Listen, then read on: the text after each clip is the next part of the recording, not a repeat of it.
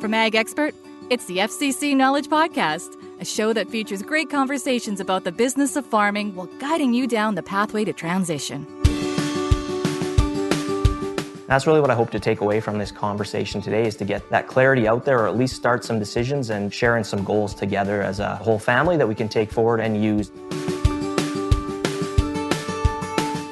Hello, and welcome to episode 6 of season 3 of the FCC Knowledge Podcast. On today's episode, we continue our transition series and move on to step 6, build a business plan.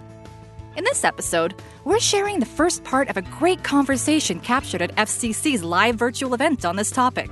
At this event, our very own business advisor Joel Bokenfohr sat down with retired farm consultant Merle. The two of them had a conversation playing the roles of senior and junior partners of an operation.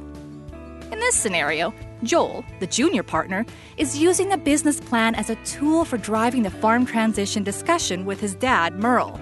They have set aside some time to have a conversation about what he's come up with. Don't go anywhere. This is a great sneak peek into how these conversations might unfold.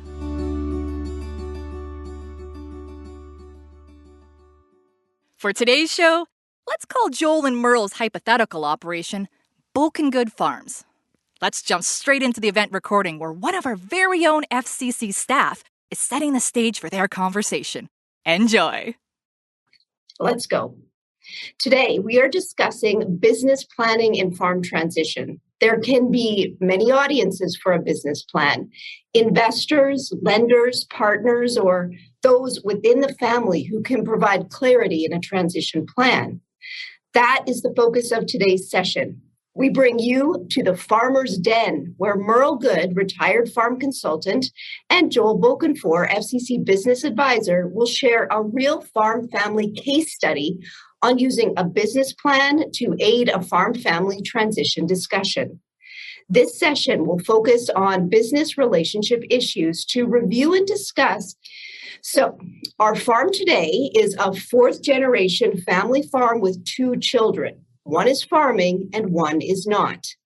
In this case, the farm is largely expanded by Merle, who bought some land from his father and used farm equipment to grow and expand the farm to today's size. Merle is in his early 60s and had goals for his children to pursue education and work before farming was an option. Joel is in his early 30s. He had worked off-farm for an input retailer and helped on the farm. He has now been full-time for 4 years, renting 3 quarters personally, and is paid partial wages from the farm. They heard from their FCC relationship manager they could use a business plan to aid their discussion and provide clarity on formalizing their business arrangements. Now, let's hear from both Merle and Joel on their key concerns before they review their succession plan. Merle, what concerns are you hoping to address in this process? Thank you. I think my issues and concerns are typical of most of the senior generation when it comes to family farm succession. On the business side, of course, I think the biggest one is financial viability. With the second generation coming home, how are we going to handle our capital budget? Are we going to budget for more land to be purchased? Are we going to budget for housing? Does Joel and his wife want to move back to the farm someday? And Mom and I have to look at that in the future. And just the whole idea of equipment is so expensive. If we do want to expand, that means more equipment, more cost. So the financial viability section of estate planning and succession is really important. The next one, of course, is transition of management and the skills.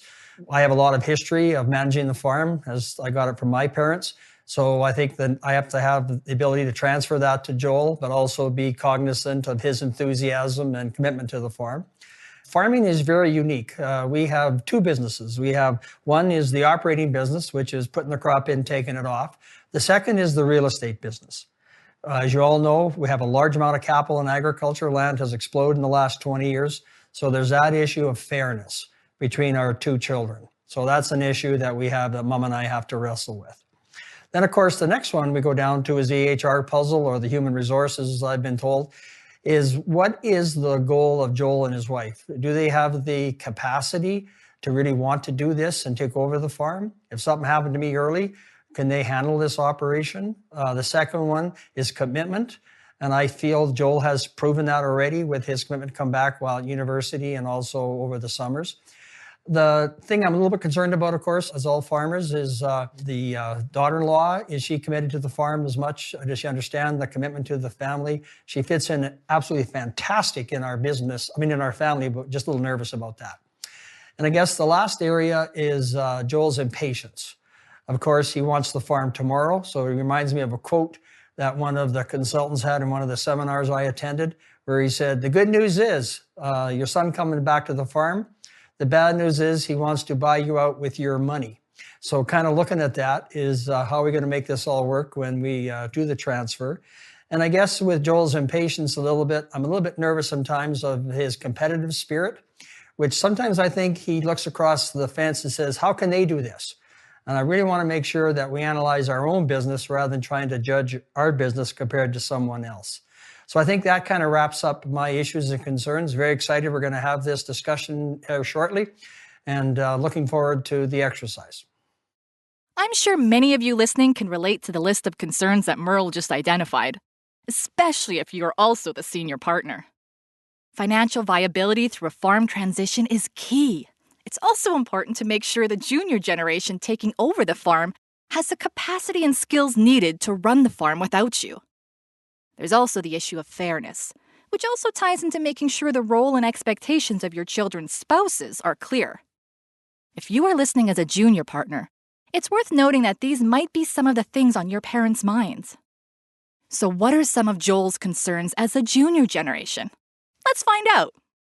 I guess some of my key concerns as I kind of think through it, or that I'd like to take away from this discussion, is really kind of going through and understanding the plan. I think we'd always be in disagreements about questions that get brought up or things like that can be taken as challenges, but they're always just kind of wondering about that future. And I'm pretty excited that Dad's at least willing to engage and sit down and talk about what that future could look like. I know he doesn't have all the answers today, but I think it helps if we can kind of sketch this out, and really appreciated that my FCC relationship manager suggested presenting the business plan from my case.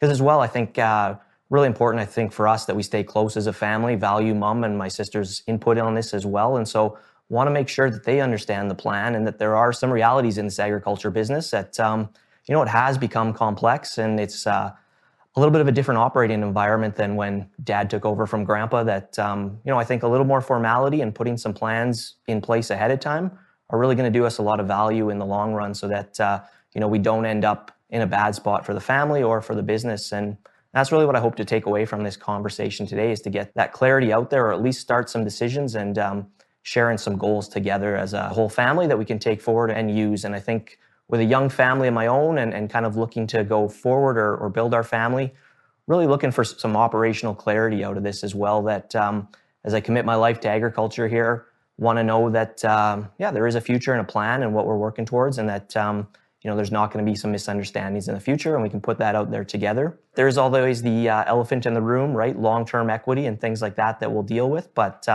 for this short term, really looking to take away how we want to work together in this business and what it could look like as we go forward. So excited to be here and excited to sit down and have this conversation with Dad.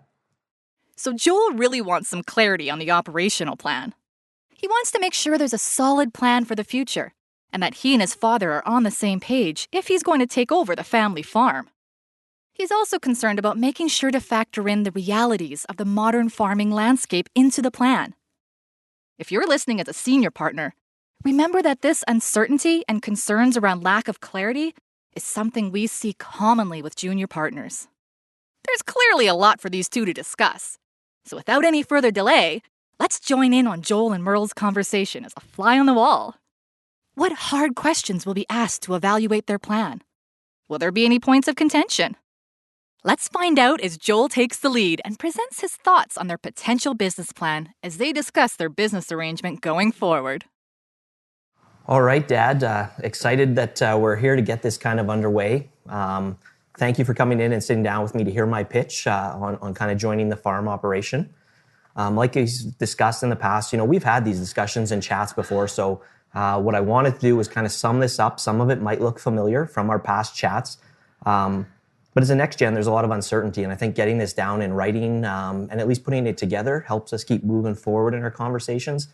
And that's what I was really hoping to do today, that we can get those challenges and expectations out there together and really move our business discussion forward. So I'm really thankful that you're here to join me today. I don't know, any thoughts on your mind, I guess, as we get started today? Well, I think that's what we decided you would do, is go back and, with your education and training and things you've been taking, right, on leadership courses and things, you'd come back with a business plan. That's what the accountant and the banker thought would be a neat way to go. So we're not just talking concepts, but some numbers today. I think that's good, that we actually put some fiscal reality to some of our expectations here. Okay, let's see what you got. The farm is obviously growing significantly, and you've got a lot of intuition in that old noggin. So let's get it on paper. And for me, I kind of, as we do this, I want you to know that the questions I'm asking you they're not challenging you, right? Just trying to plot this out so that we match that together. I guess as we get started, I don't know. I know you had some notes there scribbled on your paper. What's coming to mind for you here? So I guess what I'm kind of come back with is, I think this is important. I have to admit, I've never done these. My idea of a business plan was putting towards a credit application for the next quarter. So I guess agriculture, I'm realizing, is a big business now. We have to do some things a little bit differently than we did in the past, of course. So Mom and I had some few points we wanted to kind of throw out here to kind of do it. First of all, Mom's not here, and we said, her quote was to me, "I'll let my two boys hammer it out, and if they can come to an agreement, then we'll bring it to the entire family and have a discussion." So she thought we should meet first and see where we're going.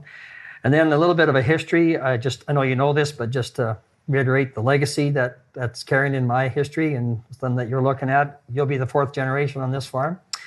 We're definitely thrilled that you're looking toward agriculture as a career. I mean, which parents wouldn't be thrilled that their son and daughter-in-law want to be in the business? Just highlight, we took this farm from 1,500 acres to 3,000 acres over the last 20 years, so I've doubled it from when I started. That doesn't necessarily mean it's a goal going forward. It's just that I had 20 years of low interest rates and high commodity prices, which was my benefit. And I guess the most important part we see, which is always an interesting one from parents, is I think you and Amanda have kind of had 4 years of you working on the farm pretty well full time. So your marriage understands the trials and tribulations of farming and also the thrills of working in nature. So I think that's important that we waited to see how you two connected on the idea of being farmer full time. Okay, I think those are great notes that I would call like almost an executive summary that I would put back on this page. Kind of a historical summary of where we came from. So after this, I'll take that away and put that back on the front of the plan. And I'll maybe have you take a good look at this first graph here. And I don't want you to get scared, right? It's not something to be scared about. I know you'd rather be out in the shop doing something, but what I used was a tool that any farm or any business uses to kind of capture all those past conversations we've had. Joel presented Merle with a family business canvas. It provides a way to identify and summarize some of the key elements of your business, including key partners, key activities, cost structures, revenue streams, core values, and the list goes on. Check the show notes to see what Joel used. Really wanted us to look at our key partners that are going to be involved in this, right? We've had a lot of discussions, the key activities and decisions, what might change over time. Right, we'll put into this what our current state was, talk about some values quickly, and then what it benefits the whole farm. So I filled in ours. If you jump to the next one there. Kind of done that already. Yeah. Right, and so I think something we've talked about a lot is that we want to be transparent in this conversation, that we want to let other family members involved. We want to work with advisors. That transfer of management responsibilities and labor will become important, and maybe we should look at formalizing that. Joel did this family canvas work as a version of pre-work. He's not into the business plan at this point in their chat, but it captures a lot of the information that will feed into that plan and a lot of what they've covered in previous conversations, so that it's right there on paper for both of them to see. They can make sure they have the same understanding of where they are headed. I know you repeat to me a lot that, I don't know if it was a joke or something serious, but, it's where this plan came from that you kept asking. Before you come back, ask what you can do for the farm, not what the farm can do for you. A lot of our early discussions was kicking around, is our farm in a place that it can bring two families in? Do we have the revenue streams? Are there opportunities to go forward? So some of those goals I've captured here that we couldn't just jump right into the business plan. We had to unpack a lot of these conversations before we could jump into how we're going to use our business plan. Yeah, the only comment I have here, of course, is always first and second generation is timing. Timing and when, right? Yeah. So someday this farm will all be yours. What does that mean, right? That's the old joke. So I guess looking at this, all I would say is you've done a lot of work on this. It's important. You've captured all our past conversations, just when we get into out of the weeds, into the details, timeframes. Are we talking this top priority for 5 years, this for 10, this for 15? Because you can't do it all at once. So I think someday we're going to have to sit back and do this timing. Maybe there'll be more in your report as we go through it, but that's the first comment. And the next thing is, I always say about this is, so I've heard in all these seminars, a succession is a process, not an event. And so I want to kind of understand that it took me 25 years before everything was finalized with mine. I don't think I want to do that again and repeat that uncertainty, right? Because I had some uncertainty there. But so I think maybe this will be a better idea for your generation not to have that kind of uncertainty. Yeah. It took, we had to have a huge amount of trust because there was nothing written down. So I'm on page with this. Yeah. And to your question, right, I think it's, these are plans that evolve, but that's what the business plan is hoping to fill in, that maybe there's some pressure back there for what we're going to be as a timeline and how we're going to prioritize. And I think we can use a business plan to get that done. And it's going to change and shape what I think this farm focuses on. If you've been listening in to this season of the podcast, we've talked about identifying who is all involved in the farm, assessing your current state, identifying your values, visions, and goals, and we've talked about creating an estate plan and will. The Business Canvas tool takes a lot of these elements and puts them into a format that can be quickly referenced and understood. Again, check the show notes if you want to see what this tool looks like and use it for yourself. Now, let's hear Joel talk about his executive summary for Bokenfohr Farms. So I do want to highlight quickly the one thing we've talked a lot about as well is how do we stay focused as a family, right? And I think these are things that tried to sum up a lot of these previous chats and talk about why vision and mission are important, right? If I sum up our chats, Our vision is that we'll be a business focused on profitable, sustainable production of cereals, oilseeds, pulses. We'll seek opportunities for continuous learning and innovating to provide products of superior quality and value. And I think always strive to leave things better than we found it. And I think it's things that every farm, regardless of size, would have to look at their own opportunity individually. But for us, I think this really resonated, and that our mission is to be recognized by our associates, partners, neighbors as top producers in our area, strong community members.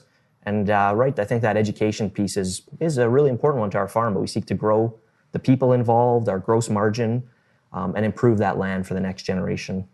Yeah, so there's an economic sustainability, but there's also, as I hear you, environmental sustainability. Yeah. So example I'd be using is that we've all agreed we're not going to grow canola on canola and canola on wheat and snow. So that's something we're going to look at, not just for it may make economic sense to do something, but we're going to back that off for the health of the, so that's the same thing we've done for years. Good. Yeah, exactly. Good. And keep our family happy and strong and keep moving forward. So then the other word in here is focus. And I'll be honest with you, that's one thing I've noticed a little bit. I think you like working on the business rather than sometimes in it, right? And so, one thing I was going to say to you, you make jokes about the greasing the combine or greasing the PTO. They're heavy. Yeah. So that's going to be your first rule, is you're taking over the equipment maintenance and stuff. So one thing I wanted to bring up right off the bat is I'm tired of doing that. So one of the things, even before we get there, I just want to, I'm impatient, so the focus is going to be maybe you're going to have to be the one that runs the equipment maintenance from now on if you think about it in your plan. I hope it's in here already, but I just thought I'd... Well, we'll have to look at the numbers, but I think the focus part of there, for me, from my chair as well, is speaking to that. We want to be intentional with this plan, right? We want to make sure that there's not that uncertainty, and we know, right? I know what you expect, and you know what I expect. So it's not going to be like a university textbook. When I picked it off the shelf one time, I opened it up, it cracked. Was that intentional? That was intentional, yeah. First time it's opened. Okay, cool. Yeah. And I think as we build this plan too, it's important to recognize the people involved, right? I think, we've got a lot of priorities in this farm, but a lot of skill sets as well, right? And so you've been on the farm, and I think we would call you almost the president of the farm, right? You've got 35 years of progressive management and operations on the family farm. You've been leading, right, a lot of the logistics, marketing, and equipment maintenance, as you've mentioned. And these are things that we'll have to address. How do these skills get adapted and changed?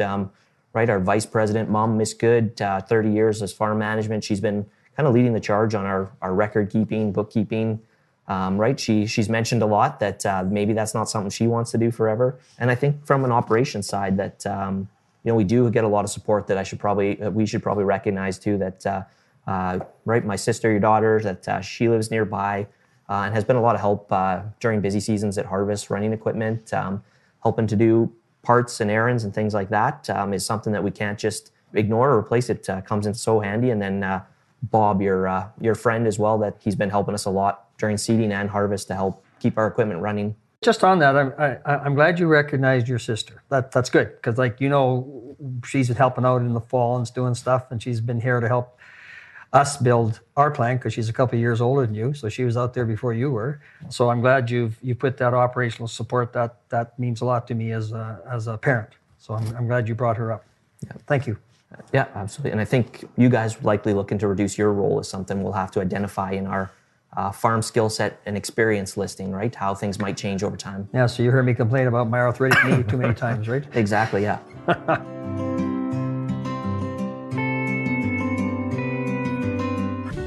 After the break, Merle and Joel are going to talk about some key goals for the plan. Don't go anywhere. I know you naturally have a lot of this stuff in your head, and if I can kind of get it out on paper, it's really going to help me look at how we could prioritize and clarify what we want to do.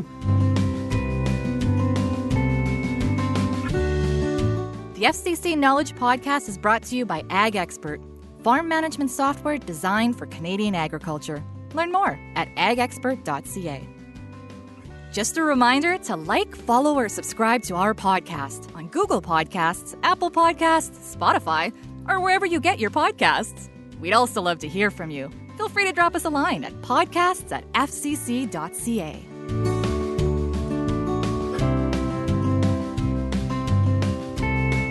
Are you enjoying today's podcast?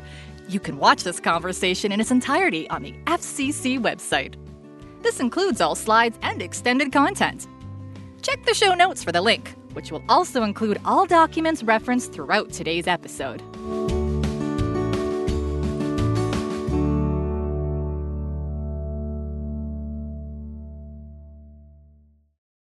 Welcome back for the second part of our episode. Today, we've been talking all about a case study involving a father and son discussing their business plan for transition. Merle and Joel have been going through their concerns related to transition and have spent a lot of time defining what people's roles will be and what the future of the farm might look like. As we're listening to Joel and Merle speak, it's pretty clear that everybody's role in the farm needs to be recognized and clearly defined. Even non-family members should be considered on how their role impacts the plan. The other important piece is to include the fact that Merle's role will be diminished over time while the transition of labor is occurring. The business plan should include a way to replace the capacity that Merle provided. Now, let's listen in on some more of their conversation as they cover the topics of key goals and decisions for the business plan. As I flipped over here, key goals and business decisions, let's go through those a little slower so I know where you're heading here, Joel. Okay, what this one talks about is that I will be open to transition of management responsibilities from father to son over the next 5 to 10 years. And the next one is I'm looking for outcomes to make sure that we meet some of the family and business goals as we go forward. Job descriptions and roles and responsibilities actually written out rather than just talked about as we walk down the gravel lane to the shop. And so I'm open to that. I think that's going to be important as the labor slows down. One thing I noticed on George's farm over there, they're a little bit larger than us, and they got 3 full-time hired men. And so one of the comments they had, which is important, was that, okay, when the hired men come to work, do they talk to George or they talk to the son? He's older than you by 5 years. Yeah. And so who is the HR manager of the day-to-day tasks of the hired help? So I think if we had job description, roles, and responsibilities written out, not just for ourselves, right, which is important, but I think Joel, talking to George there, he was saying that helped them a lot with their consultant to give it to the hired men. So if labor is going to be one of our issues, maybe that's something that I would like to work with you on, is the flow of where the hired men go in 5 years from now when you're kind of more the manager of HR. So that's good. I'll agree to that and think it's a good idea to do that. Wow, that's quite a mindset shift from last week. We've talked about how we're going to grow this farm a little bit as well, how we're going to work together to enhance our pieces, right? We've talked about one key metric we want to measure is, are we continually improving our gross margin? And we're going to do that through analysis, right? I think that, we'll develop a yearly plan is something we've talked about in the past of, did we grow that gross margin? Maybe do some check-ins in terms of roles and responsibilities. And I'm going to keep working. You've supported me to take some education and to work with our accountant to become a little bit better at benchmarking and identifying some things that we'll talk about in the plan as well. One that, obviously as I present this plan to you, that's of top of mind for me is how we structure our operating arrangement, what we want to do together and operate and work in the business. Living arrangements, right? I think, living in town now, there's a goal for us to move closer to the farm is something we'd like to keep in that plan. You better talk to your mom on that. We just redid the kitchen 4 years ago, so it's gonna be a while before she decides to move, I'll tell you. And absolutely, right? And this might be one where we evaluate some upcoming purchases, so maybe that's something we can take a little deeper dive into. Yeah, it's something that I want to spend some time with because all I've ever heard from you in the last year, which is rightfully so. If rental land comes up for sale, can we buy it? Are we going to buy it? Are we going to buy it? Are we going to buy it? That's all I ever hear from you. Are we going to buy it, right? And so that, I'm enthusiastic for that because if you didn't want to do it, then that shows your drive and enthusiasm, right, and commitment. But we're going to have to really look at that because we're in a different environment, like I said earlier, than when I was expanding, right?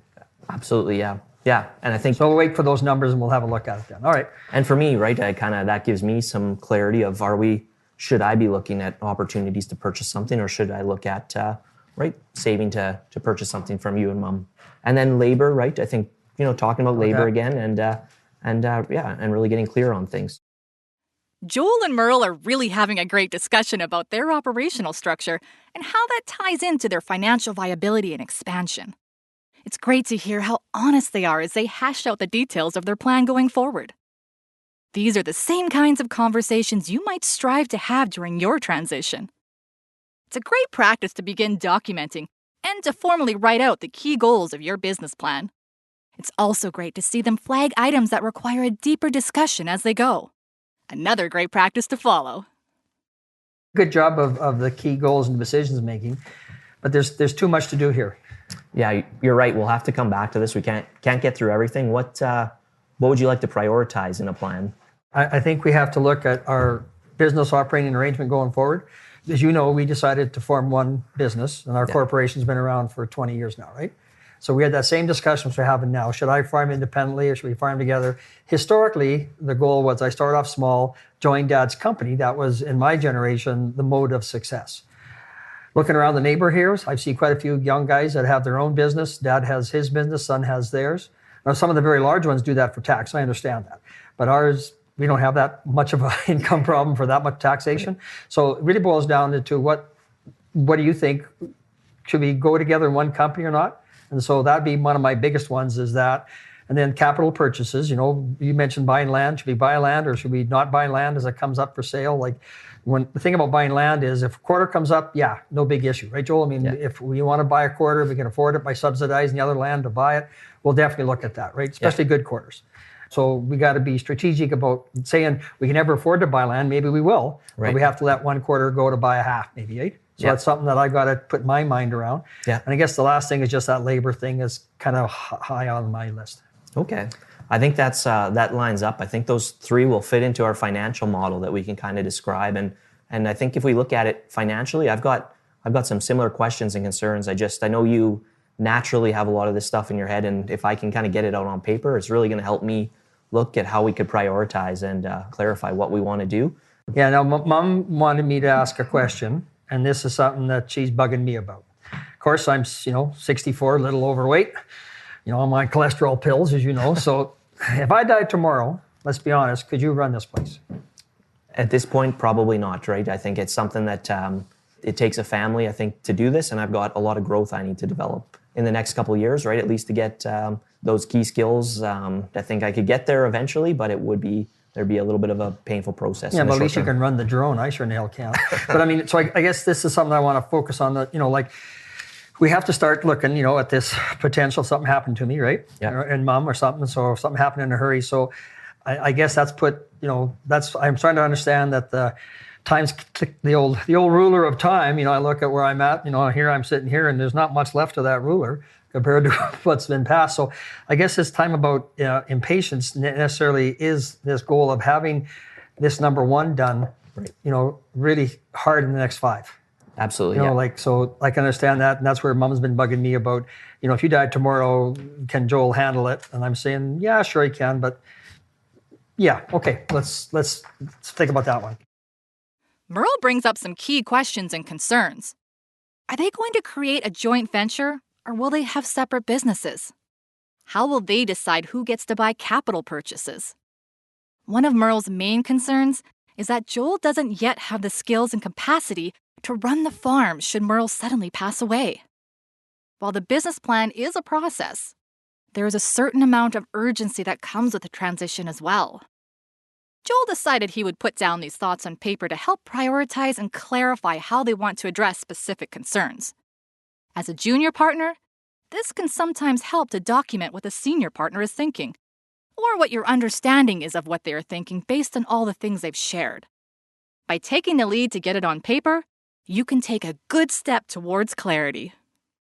Before we jump into some numbers and things, I did write out those priorities on this side, but I do want to talk a bit about our balance sheet here. I know Mom does the books, so and we aren't going to go through the full consolidated financial statements today, but I just wanted to highlight as you look at this model, I've simplified it with the accountant a bit to look at some different ways, but as you're thinking about a business plan, right?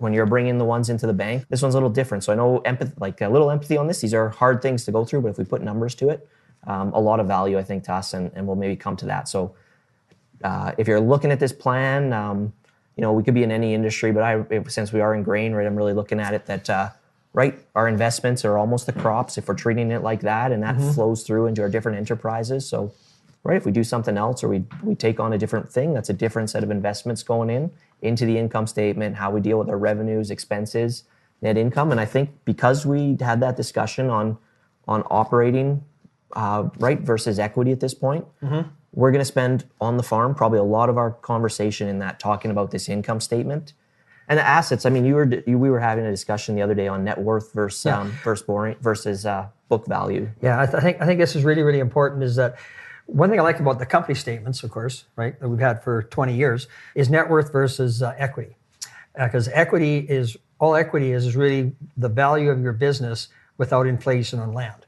Right. So, like I would suggest, and my accountant has told me that when you look at a book value versus a fair market value with land price that we got, there's sometimes 4 to 5, maybe higher differential. So fair market value is our borrowing capacity, right, with the lenders on security, but our equity is what actually we can produce as profit. Right. So I think that's something that we have to look at and say, it's intuitive, but a nice way to put it is that, yeah, we can borrow off our net worth because it's went up by 5 times in the last 4 years on land values, but can we afford that? Right. So that's equity versus fair market value on a balance sheet. Right. I know you're clear as we talked about this today would be about concepts and the business, not necessarily talking about equity. So I think we can run through some of those models to meet exactly that goal. Okay. Following this discussion we shared today, Merle and Joel took a detailed look at their business plan. If you want to hear the rest of the discussion and see the documents they are working from, check the show notes for the links. It's definitely worth the watch. So, what are some things we can take with us from today's discussion? What were some key points? First, the most obvious one to me is that the senior and junior partners are always coming at these conversations with a different lens. That's to be expected, of course, but frank conversations and a little bit of empathy might help you understand where your parent or child is coming from at the outset. It might also help you understand where you are coming from as well. If you are craving some clarity as a junior partner, that's to be expected. If you're wondering how you're going to finance this transition and your retirement, also not surprising. Another takeaway from this conversation is that business plans require a lot of transparency and honesty. Joel and Merle were really thorough at identifying their concerns and sharing their visions for the farm.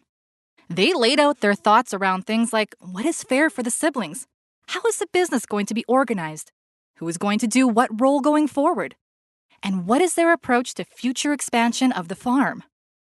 They didn't leave things unsaid or avoid difficult topics. Transition can be driven by a business plan, but that plan isn't always the same for every farm. However you choose to organize your business, it's important for the junior and senior generation to be on the same page and to work towards a unified vision. Lastly, business plans can help you clarify and formalize your thoughts surrounding transition. Joel made the effort to put things down on paper using some great tools that are readily available to business owners. He also made sure the plan included Merle's thoughts, and he was willing to adjust the plan as the discussion evolved. Furthermore, as Merle put it, the plan helped them actually put some fiscal reality to some of their expectations. When you see it all written down and calculated out, you can get a clear picture of how your plan will function in reality, from a business viability standpoint. In the conversation that follows what we shared today, Joel mentions that he consulted an accountant to get help formalizing the fiscal reality of their business plan. It goes without saying that it's highly recommended that you reach out to your key advisors as you formulate a business plan. We've said it a lot, but farm transition is a collaborative process. If you keep the family and key advisors involved throughout, and if you work towards rigorous transparency and honesty during the process, then you're on the right track.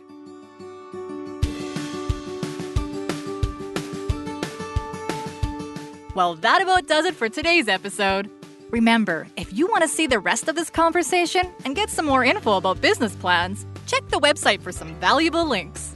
Also, if you want to catch these conversations in real time, check out the Pathway to Transition virtual events series listed in the show notes, where you can also sign up for future events. Until next time, dream, grow, thrive. This podcast has been brought to you by Ag Expert, farm management software designed for Canadian agriculture. Learn more at agexpert.ca. The FCC Knowledge Podcast is a Farm Credit Canada production.